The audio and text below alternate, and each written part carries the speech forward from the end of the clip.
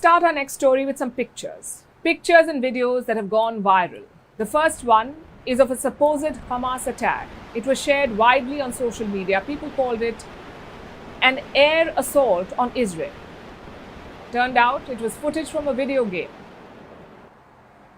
The second video is this one. It's a video from TikTok. It shows paragliders crossing a boundary. Social media called it the visuals of the Hamas attack.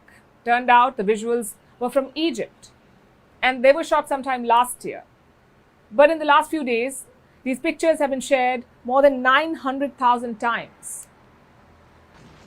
The third video is of a rocket attack. It shows a salvo of rockets being fired. Social media claims these are Hamas rockets. They say the rockets are being fired at Tel Aviv. The video turned out to be an old one, and it wasn't even from Gaza. It was from Syria a few years ago. The fourth and last piece is from the world of football. And this one's been widely shared. Here is what it claims. Football superstar Ronaldo is holding a Palestinian flag, and he's showing solidarity with Palestine. The truth is, this isn't even Ronaldo. This is a photo of a Moroccan footballer. He's called Jawad El Yamik. And this is a photo from last year. It was taken during the 2022 World Cup. So I've shown you 4 examples. I could come up with many more, but you get the idea. Fake news is more rampant than bomb sirens in Israel and more damaging than the missiles landing on Gaza. This war is being fought on the digital battleground too. It is flush with misinformation, and this is not a first. It happened in 2021 during the Gaza war. It happened again in 2022 during the Ukraine war, and it still happens. And now we are seeing the same story play out in Israel, although on a much larger scale. Fake stories and photos are circulating on social media sites, Facebook, TikTok, Instagram, X, you name it, and they have fake news. And the last one, X, seems to be particularly problematic.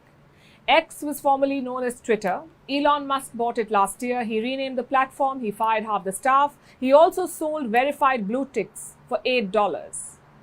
And that is leading to a problem now. I'll explain why.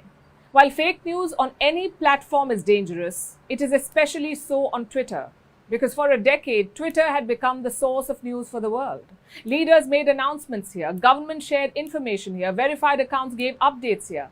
You trusted that blue check mark on Twitter. Twitter gave you access to real-time information anywhere in the world. It promoted posts of journalists and fact-checkers. But all of that has changed now. You can buy verification. And if you've paid money, it doesn't matter what you post. The platform will promote it. Also, Elon Musk has fired most of the fact-checking staff. So fake news abounds. It is dangerous in the best of times. It can be deadly during a war. Wrong pictures can be used to craft narratives, to inflame passions, and to misinform. So Europe has now issued a warning to Elon Musk. It's about the fake news spreading on X. The European Union wants Musk to respond in 24 hours.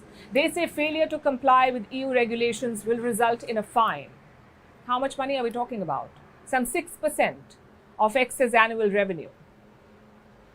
Although this is not just about money, this is a much larger issue. Fake news spreads fast, faster than facts. Misinformation can travel across the globe in seconds, and social media platforms have a responsibility here to actively remove fake news.